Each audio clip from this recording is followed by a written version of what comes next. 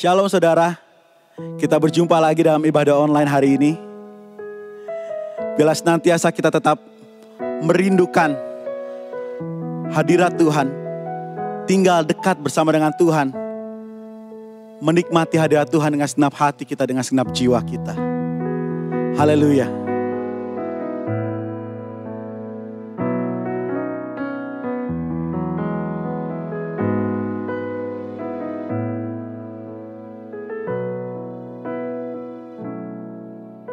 Satu hal yang ku rindukan, ya Tuhan, selalu berada di dekat-Mu. Dengan segenap hati, dengan segenap jiwa, ku menanti di hadirat-Mu. Satu hal yang ku rindukan, ya Tuhan, selalu berada di dekat-Mu. Dengan segenap hati, dengan segenap jiwa, ku menanti di hadirat-Mu. Lebih dalam lagi ku rindukan Tuhan, lebih dari segala yang ada. Lebih dalam lagi ku cinta Kau, Yesus, ku mengasihi-Mu.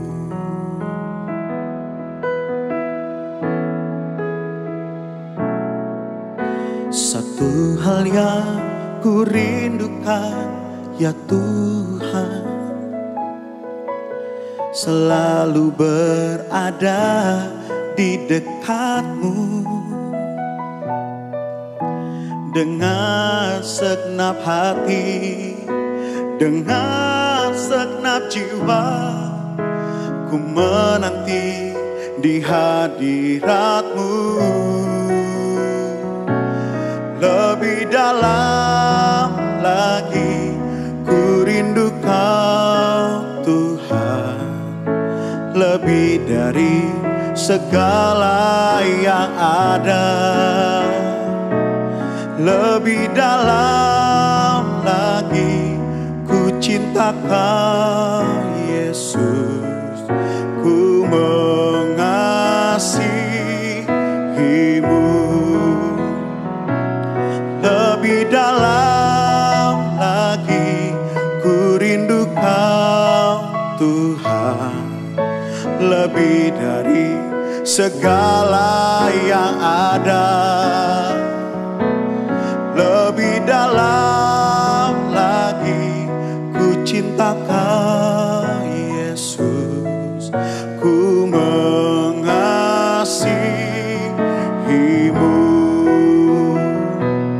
Lebih dalam lagi ku rindu Kau Tuhan, lebih dari segala yang ada. Lebih dalam lagi ku cinta Kau, Yesus, ku mengasihi-Mu. Ku mengasihi-Mu. Ku mengasihi-Mu.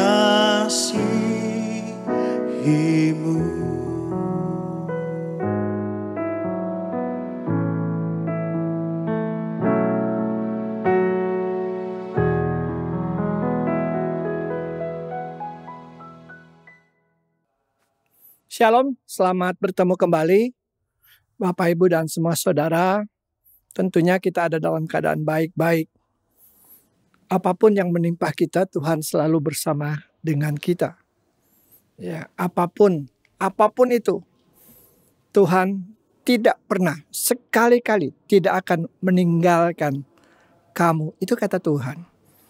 Mari kita berdoa sebelum membaca firman Tuhan dan penguraiannya. Kita minta Roh Allah menolong kita. Kita berdoa. Kami sangat bersuka cita karena kami boleh menikmati hari ini. Oleh karena kami tahu Tuhan tidak jauh dari kami. Kesukaan kami adalah ketika kami membaca dan mendengarkan penguraian firman Tuhan adalah Tuhan ingin mengarahkan kami. Tuhan ingin supaya kami bertambah di dalam pengetahuan akan firman Allah. Dan penguraiannya juga menolong kami untuk mengerti. Roh Kudus, Engkau adalah pribadi yang sudah diminta oleh Tuhan Yesus kepada Bapa untuk diberikan, dikaruniakan kepada orang-orang percaya termasuk kami. Kami mohon pertolongan-Mu dalam mengerti dan juga nantinya dalam melakukan. Dalam nama Tuhan Yesus kami menolak pemikiran semua yang tidak di dalam garis Tuhan. Gangguan roh jahat, kuasa kegelapan yang berusaha untuk membuat kami tidak mengerti, gagal mengerti. Bahkan membenci firman Allah dipatahkan dalam nama Tuhan Yesus. Ini doa kami Bapa dalam nama Yesus. Amin. Bapak, Ibu, dan semua saudara yang dikasihi Tuhan Yesus, hari ini kita kembali lagi membaca firman Tuhan. Secara khusus diambil dari Lukas pasal 9 ayat 10 dan ayat yang ke-11. Lukas pasal 9 ayat 10 sampai ayat yang ke-11. Saya akan menyampaikan, ini adalah penguraian yang pertama. Nanti ayat 12 sampai ayat 17 itu pada pertemuan yang berikutnya. Lukas 9 ayat 10 dan 11. Sekembalinya rasul-rasul itu menceritakan kepada Yesus apa yang telah mereka kerjakan. Lalu Yesus membawa mereka dan menyingkir ke sebuah kota yang bernama Betsaida, sehingga hanya mereka saja bersama Dia. Ayat 11.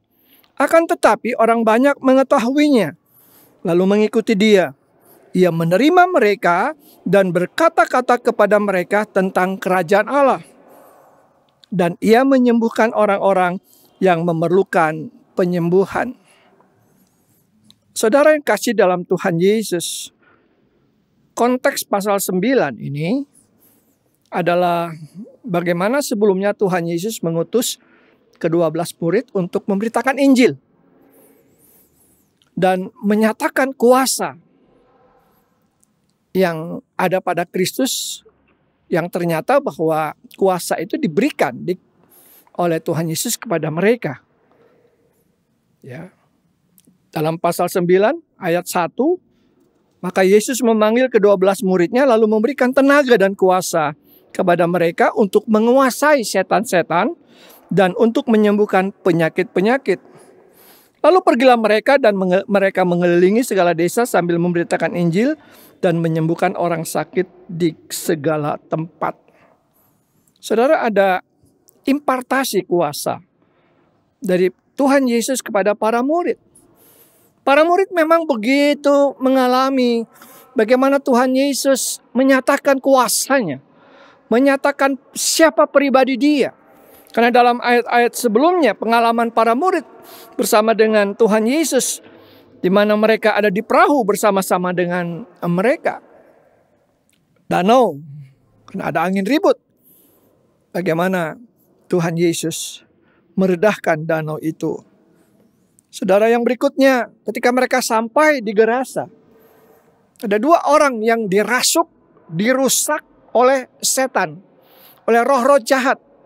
Dan kemudian dalam keterangan selanjutnya bahwa yang merasuk dan merusak orang-orang itu adalah legion.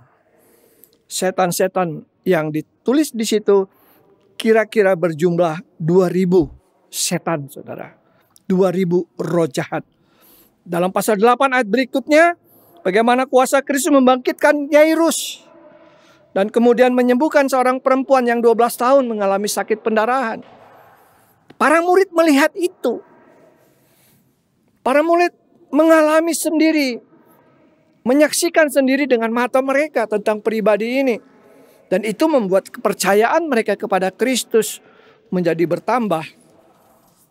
Dan kemudian Tuhan Yesus mengutus mereka secara khusus dalam pelayanan para murid. Tuhan tidak membiarkan mereka tanpa sesuatu. Tuhan memberikan kuasa di situ. Apa yang ada pada Yesus dikaruniakan kepada mereka. Sehingga mereka mampu memberitakan Injil di dalam pengurapan Tuhan. Ini sangat penting saudara. Dalam pelayanan kita. Kita memerlukan kuasa yang ada pada Kristus. Dan itu diberikan oleh Bapa di dalam kuasa Roh Kudus. Sehingga pelayanan kita menjadi berarti. Pelayanan kita menjadi lebih lagi optimal. Memberikan dampak yang besar bagi orang-orang yang kita layani. Melalui khotbah yang kita sampaikan kepada mereka. Mereka boleh menerima dengan lapang dada. Iman mereka boleh naik. Dan kemudian mereka dapat menghadapi sesuatu. Segala sesuatu. Dengan bersandar kepada apa yang sudah mereka dengar. Apa yang mereka baca tentang Kristus. Dengan segala apa yang di dalamnya. Murid-murid kembali saudara. Sudah mereka pelayanan. Mereka mulai menceritakan pengalaman mereka. Saya membayangkan. Walaupun tidak tertulis saudara. Tapi saya membayangkan bagaimana Petrus bercerita tentang pengalamannya. Berhadapan dengan orang-orang yang menolak. Kemudian Andreas. Ya. Kemudian murid yang lain. Sehingga ada dialog. Mereka mengalami sendiri. Tema saya hari ini adalah Tuhan Yesus, para murid, dan orang-orang banyak. Saya menguraikan saja 2 ayat ini saudara. Sesudah mereka menceritakan kepada Yesus. Mereka membuktikan bahwa mereka juga dimampukan untuk menyembuhkan orang sakit. Dan mereka dalam kuasa Tuhan memberitakan Injil Tuhan Yesus. Ini penting saudara. Saya pernah menyampaikan satu doa. Ketika itu ada seorang yang tadinya bukan Kristen menjadi Kristen saudara. Dan kemudian menikah secara gereja. Yang hadir pada waktu itu adalah teman-teman dari masih departemen kehutanan di Pekanbaru.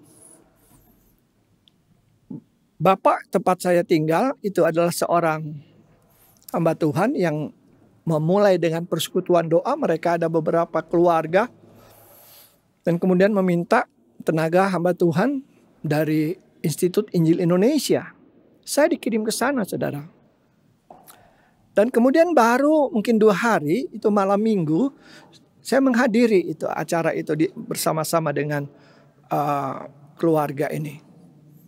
Kemudian saya diminta untuk doa makan.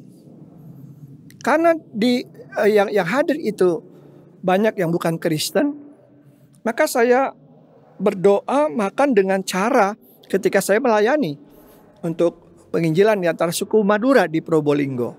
Saya angkat tangan saya seperti ini saudara. Ya. Dan kemudian mulai saya berdoa. Ternyata waktu pulang di mobil, Bapak ini mengatakan kepada saya, Pak Diki, saya tunggu-tunggu kapan Pak Diki mau menyebut nama Tuhan Yesus. Untung Pak Diki berbicara menyebut nama Tuhan Yesus pada waktu terakhir. Di dalam nama Tuhan Yesus Kristus, Anak Allah yang hidup, kami berdoa. Kalau Pak Diki tidak berkata itu, maaf, terus terang. Saya akan memulangkan Pak Diki ke Batu Malang. Karena Pak Diki tidak berani menyebut nama Yesus Kristus di antara orang banyak itu. Saudara, saya mulai berpikir sejak itu. Seorang hamba Tuhan yang terkenal. Dia menyampaikan dalam khotbah-khotbah perlu ada nama Yesus Kristus disebut. Karena itu adalah inti daripada khotbah. Inti daripada pemberitaan firman Tuhan. Inti daripada semua. Ya, di dalam pribadi itu. Nama itulah yang bisa menyentuh hati. Yesus Kristus lah yang bisa mengubah hati orang. Dan sejak itu saudara, saya mulai menghitung-hitung berapa banyak nama Yesus disebut oleh para pengkhotbah atau hamba Tuhan yang menyampaikan firman Tuhan. Jangan takut saudara ketika menyampaikan firman Allah. Ya, nama Yesus Kristus itu nama yang indah. Nama yang menyelamatkan, nama yang mengubah orang, nama yang memberikan kedamaian. Ya. Kembali ke sini. Sesudah para murid menceritakan pengalaman mereka membawa Injil Tuhan Yesus. Lalu Tuhan Yesus membawa mereka untuk menyingkir ke sebuah kota yang bernama Betsaida.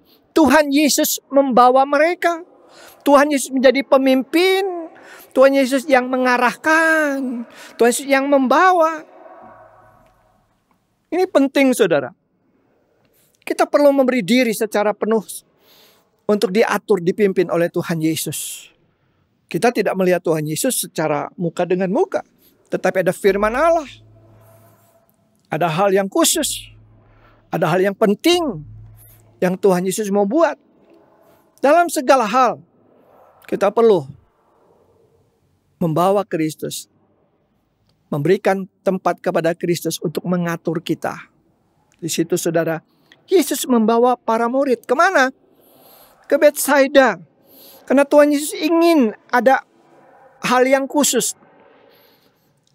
Di situ dikatakan, sehingga hanya mereka saja bersama dengan Dia. Ya. Sehingga hanya mereka saja bersama dengan Dia. Ada waktunya di mana Tuhan Yesus sibuk dengan orang-orang pelayanan dari satu kota ke kota lain. Ya, Dia menunjukkan kasih-Nya, Dia menunjukkan kuasanya, perhatiannya kepada orang lemah, orang-orang sakit. Dia juga berbicara firman Allah kepada para orang Farisi dan ahli-ahli Taurat, orang-orang Saduki dan semua. Ya, di kalangan masyarakat dengan strata masing-masing, dengan pendidikan yang berbeda, dengan kemampuan untuk mencerna firman Tuhan yang berbeda. Ya. Tapi pada ini mereka saja bersama dengan Dia. Tuhan Yesus ingin memberikan waktu khusus dengan para murid. Dan Tuhan Yesus juga mau para murid memberikan waktu yang khusus. Waktu khusus bersama dengan Tuhan Yesus. Ada kalanya kita harus doa bersama-sama. Tetapi ada juga doa pribadi. Ada juga kita dengar khotbah dari mimbar gereja. Dari YouTube seperti saat ini. Tetapi juga ada waktunya di mana kita membaca Alkitab secara pribadi. Kekhususan orang Kristen saudara. Berbeda dengan agama-agama yang lain. Alkitab diterjemahkan dengan berbagai macam bahasa. Dan orang mengatakan bahwa Alkitab sudah tidak asli lagi. Oh saudara, itu pembicaraan yang khusus yang lebih mendetail. Saudara bisa melihat dari hamba-hamba Tuhan yang lain. Tetapi secara khusus saya ingin mengatakan bahwa Alkitab diterjemahkan di dalam bahasa saudara sendiri. Bahasa saya, bahasa Sangir, Talaut. Ada bahasa Sunda, ada bahasa Batak. Dan saya pernah menyampaikan firman Allah kalau saya lihat halayaknya banyak orang dari Sumatera Utara. Maka saya juga langsung melihat ayat-ayat Alkitab yang ada di dalam handphone saya dalam bahasa Batak. Saya bisa bacakan kepada mereka dan itu menjadi hal yang indah. Alkitab dibacakan dalam bahasa suku dan para pendengar suku itu akan lebih lagi memfokuskan dan mengerti lagi firman Tuhan itu saudara. Saudara yang kasih dalam Tuhan Yesus. Ya. Begitu indahnya kebaikan Tuhan dalam hidup para murid. Kepada orang percaya. Kita bisa berdoa dalam bahasa suku kita. Ya. Kita bisa berdoa dalam bahasa Sunda. Kita bisa berdoa dalam bahasa Batak. Sampai-sampai seorang bapak yang pernah saudara di Batam, saya minta dia, Pak, kalau bisa ya Bapak yang berdoa syafaat ya. Langsung Bapak ini katakan, Pak Pendeta minta maaf. Saya belum, kalau doa bahasa Indonesia saya belum lancar. Saya bilang, Pak, Bapak berdoa dalam bahasa Batak ya. Tuhan mengerti kok. Oh ya, kalau begitu baik. Dan kemudian dia berdoa dalam bahasa Batak. Oh, Tuhan itu mengerti bahasa-bahasa di dunia. Dia tidak hanya mau mendengar dalam satu bahasa saja. Dia mendengar bukan bahasanya saja, tetapi hati orang, suku-suku yang bisa menyampaikan doa dengan bahasa yang sederhana. Tuhan mendengar. Dan seringkali orang-orang yang bukan Kristen menjadi Kristen ketika dia berdoa dengan terbata-bata, dengan seadanya. Tapi itu bagi kita yang sudah Kristen lama, aduh doanya kok enak sekali. Ya, sampai-sampai seorang, Pak minta maaf, saya doanya belum lancar. Tidak, saya katakan doamu bagus sekali. Hati saya tersentuh. Saya diberkati dengan doa. Dengan doamu walaupun engkau baru saja dibaptis. Saudara yang kasih dalam Tuhan Yesus. Ada waktunya di mana kita doa bersama. Ada waktunya di mana kita mendengar khotbah. Membaca Alkitab bersama-sama di gereja. Tetapi seperti apa yang dialami oleh para murid, Tuhan Yesus mau khusus pribadi mereka dengan Tuhan Yesus. Sekarang kita melihat dalam ayat yang 11. Akan tetapi orang banyak mengetahuinya lalu mengikuti dia. Saudara, pada zaman itu, pada waktu Yesus ada di muka bumi, kan dia menyampaikan firman Allah yang berbeda. Pengajaran-pengajarannya berbeda dengan ahli-ahli Taurat dan orang-orang Farisi. Ahli-ahli teologi pada zaman itu, doktor-doktor teologi seperti Nikodemus dan yang lainnya. Ya, orang banyak mendengar dan mereka boleh mengetahui kebenaran-kebenaran. Apalagi yang Tuhan ajarkan adalah tentang kerajaan Allah. Orang banyak orang banyak mengetahui di mana Yesus, lalu mereka pergi. Mereka ingin mendengar, selain juga mereka ingin mengalami mujizat. Dan dalam ayat itu dikatakan bahwa ia menyembuhkan orang-orang yang memerlukan penyembuhan. Sebelum Yesus menyembuhkan orang yang memerlukan penyembuhan. Ya. Apa yang dibuat oleh Tuhan Yesus? Berkata-kata kepada mereka tentang kerajaan Allah. Yang khusus lagi, ia menerima mereka. Tuhan menerima mereka apa adanya. Ya. Bukan hanya kita menerima Tuhan Yesus sebagai Tuhan dan Juru Selamat Juru Selamat kita, tetapi juga Tuhan menerima kita. Sangat indah bukan? Allah pencipta langit dan bumi yang datang ke dalam dunia dalam pribadi Tuhan Yesus Kristus menyatakan bahwa Allah itu mengerti keadaan manusia. Allah tahu keadaan manusia. Dan Allah menerima kita apa adanya. Siapapun saudara. Sampai ada seorang, Pak aku ini udah berdosa sekali Pak. Saya bilang Tuhan mau melihat hatimu. Tuhan Yesus ingin melihat hari ini engkau membuka diri. Terbuka kepada Tuhan. Hari ini adalah hari keputusan yang penting di mana engkau mulai berpihak kepada Kristus, bertobat kepada Kristus. Dan saudara, dalam beberapa pengalaman ketika selesai berdoa dan pelayanan itu, wajah mereka menjadi berseri-seri. Saya tanya, ada di mana Yesus? Ada dalam hati saya. Yesus tentu tidak mau keluar dari hidupmu. Hanya engkau jangan mengeluarkan Yesus dengan meninggalkan Kristus imanmu yang hari ini baru mulai secara serius engkau mau jalani. Yesus menerima mereka. Oh terima kasih Tuhan Yesus, bahwa engkau menerima semua kami yang mendengarkan khotbah ini, yang mendengarkan pengajaran ini. Saudara, ia menyembuhkan orang-orang yang memerlukan penyembuhan. Hanya orang-orang yang perlu sungguh-sungguh kepada Yesus. Maka di situ Yesus akan melakukan bagiannya bagi orang itu yang perlu. Yang butuh Tuhan Yesus. Yang butuh pertolongan daripada Tuhan Yesus. Dan bukan saja butuh pertolongannya, tapi butuh pribadinya. Nah, saudara, Tuhan Yesus berbicara tentang kerajaan Allah.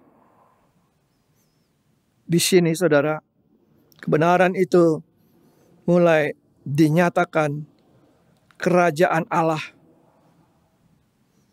Kerajaan Allah di mana Allah menjadi raja. Dan kalau kita tahu ada kerajaan Allah, maka juga ada kerajaan roh jahat, kerajaan iblis. Ya. Kerajaan Allah di mana dinyatakan dalam Tuhan Yesus untuk membinasakan kerajaan iblis. Kristus mengatasi pencobaan, sedangkan iblis mencobai, membuat banyak percobaan untuk menggagalkan iman. Kerajaan Allah dinyatakan dengan kehadiran Kristus yang mengusir kerja roh-roh jahat dan kuasa setan. Kerajaan Allah menyatakan bahwa orang-orang yang memberi diri kepada Kristus, percaya dengan sungguh-sungguh, maka mereka menjadi Kristus selama-lamanya. Kuasa Kristus selama-lamanya. Tapi kuasa roh jahat, kuasa iblis sangat terbatas. Kemenangan yang terakhir adalah kemenangan kerajaan Allah. Tetapi iblis pada akhirnya akan dikalahkan. Ini perbedaan antara kerajaan Allah dan kerajaan dunia. Kerajaan iblis, kerajaan yang dari atas, kerajaan sorga. Tetapi juga ada kerajaan dunia ini, kerajaan yang dari bawah, dari neraka itu. Dan memang betul iblis belum masuk ke dalam neraka karena ada waktunya. Saudara, di dalam kerajaan Allah, di mana Kristus dalam kerja Roh Kudus menolong orang percaya untuk membenci dosa. Ya. Tetapi iblis membenci dan menganiaya orang-orang yang percaya kepada Yesus. Senjata orang-orang percaya adalah senjata rohani, firman Allah, doa, penginjilan. Tetapi kerajaan iblis dinyatakan dengan tabiat-tabiat dosa, kuasa kegelapan, dengan segala bentuknya. Di dalam kerajaan Allah, orang percaya diberi kekuasaan untuk mengusir setan. Saudara yang kekasih dalam Tuhan Yesus, semua yang melayani, Tuhan berikan perlengkapan. Dalam pelayanan kami, saudara, melihat bagaimana seorang anak remaja, anak SMP, tapi punya pengalaman pergaulan dengan kuasa-kuasa setan dan kuasa-kuasa jahat yang diturunkan dari nenek dan juga dari ayahnya. Ketika didoakan dia tiba-tiba berteriak, "Nenek!" Dan kemudian dalam hikmat Tuhan saya bertanya, "Kenapa kamu berteriak nenek?" Jadi orang yang dikuasai oleh roh jahat, saudara, sewaktu-waktu dia tidak sadar. Dia berontak, tetapi dalam kuasa roh bisa disadarkan. Dan saya tanya, "Kenapa kamu tadi berteriak nenek?" "Iya, pada waktu saya mau lahir, nenek saya belum mati sebelum saya lahir. Tapi ketika saya lahir, langsung nenek menghembuskan napas. Dan ia meninggal." Saudaraku kasih dalam Tuhan Yesus.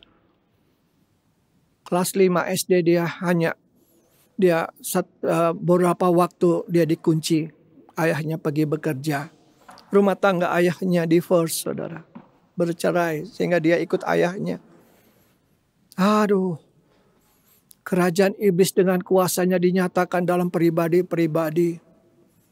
Tiap hari dia harus minum darah ayahnya. Dalam hikmat Tuhan saya tanya, "Dek, darah bapakmu warna apa?" Dia bilang warna hijau. "Jadi kamu harus meminumnya?" "Iya." "Habis minum apa yang dilakukan?" "Bapak saya pegang keris kecil dan kemudian saya pegang keris, kemudian bergantian menusukkan kepada badannya. Dan apa yang dikatakan ayahmu, di mana letak kemarahanmu, di situ adalah wibawamu." Sehingga teman-teman sekolahnya gak berani, saudara. Matanya begitu liar. Ya.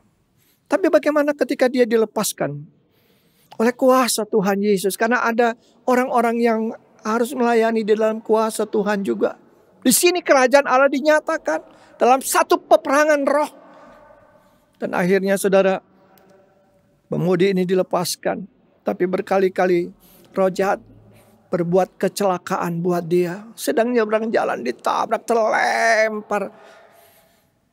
Di 9 meter terus 8 meter terlempar patah. Tetapi saudara, uniknya sembuh. Di Bandung ada Pasopati namanya, jembatan layang. Sedang dibonceng, ditabrak dari belakang. Hancur. Tetapi kalau lihat, loh, kamu kecelakaan seperti itu. Iya. Dan kemudian dia datang kepada istri saya. Dia bilang, tante, saya mau ke rumah tante. Kita perlu berdoa lagi tante. Karena saya merasa masih ada yang terus mengintili, mengikuti saya. Didoakan lagi. Itu kerja roh jahat, saudara. Ya. Dan orang-orang percaya diberikan kuasa untuk membebaskan orang-orang yang mengalami ikatan. Orang percaya mengalahkan dosa. Oleh salib Kristus orang percaya mempunyai kuasa kasih dalam kematian Kristus. Saudara-saudara yang kasih dalam Tuhan Yesus. Itu yang Yesus katakan. Pengajaran tentang kerajaan Allah. Bahwa kerajaan Allah sudah dinyatakan ke dunia sejak Kristus.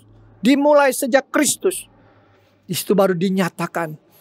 Ya, kemenangan anak Allah. Kemenangan orang percaya. Melalui kematian dan kebangkitan Kristus. Dan kita ingat dalam Kisah Para Rasul. Pasal yang kedua, bagaimana Roh Kudus dicurahkan. Itulah yang lebih lagi. Kerajaan Allah bukan soal makan minum. Tetapi soal kuasa. Soal damai sejahtera dan sukacita di dalam Roh Kudus. Mari saudaraku kasih dalam Tuhan Yesus. Tuhan dalam kuasanya. Dia ingin mengajar kita terus. Dia ingin menyatakan kasih-Nya. Dan ingat, kalau saudara tidak memerlukan Tuhan, saudara katakan, aku tidak perlu Engkau Yesus. Yesus tidak paksa saudara. Dengan ketulusan hati. Mari. Kalau saudara mau mengalami bagaimana pelayanan di dalam kuasa Kristus, Roh Kudus perlu diminta untuk menolong saudara. Beritakan Injil di dalam kuasa Kristus. Sampaikan firman Allah di dalam kuasa dan pengurapan Roh Allah. Disitulah letak daripada orang-orang yang dijamah dan Tuhan Yesus dipermuliakan. Dalam nama Tuhan Yesus. Amin. Mari kita berdoa. Bapa dalam surga, dalam Tuhan Yesus kami datang kepadamu. Kami berterima kasih bahwa kami bisa membaca Lukas 9 ayat 10 dan 11. Kami bersyukur bahwa Kristus begitu dahsyat. Tuhan Yesus memerlukan orang-orang yang memerlukan Tuhan Yesus. Di sanalah Tuhan bekerja dengan ajaib. Kami bersyukur bahwa Tuhan Yesus dalam kumpulan-kumpulan dan juga sampai saat ini dia tidak pernah berubah. Menolong orang dalam penyampaian tentang kerajaan Allah, tentang kuasa Kristus, tentang damai sejahtera yang disediakan Kristus, tentang sukacita yang disediakan oleh Kristus, yang diberikan, dikaruniakan dengan cuma-cuma kepada orang-orang yang percaya. Tuhan terima kasih. Bukan hanya kami yang membuka diri untuk menerima Tuhan Yesus, tetapi ternyata Engkau juga memberi dirimu untuk menerima kami apa adanya. Terima kasih. Tolong kami Tuhan dalam pelayanan kami. Kami memerlukan kuasa wibawa, pengurapan Tuhan dalam pelayanan kami. Supaya pelayanan kami memberikan dampak di mana orang-orang ketika mendengar pemberitaan kami mereka diubah. Roh Kudus menolong mereka dan menolong kami yang memberitakan. Ini kami Tuhan. Terima kasih untuk firman-Mu dan penguraiannya. Berkati semua Bapak Ibu yang mendengar. Dalam nama Yesus kami berdoa. Amin.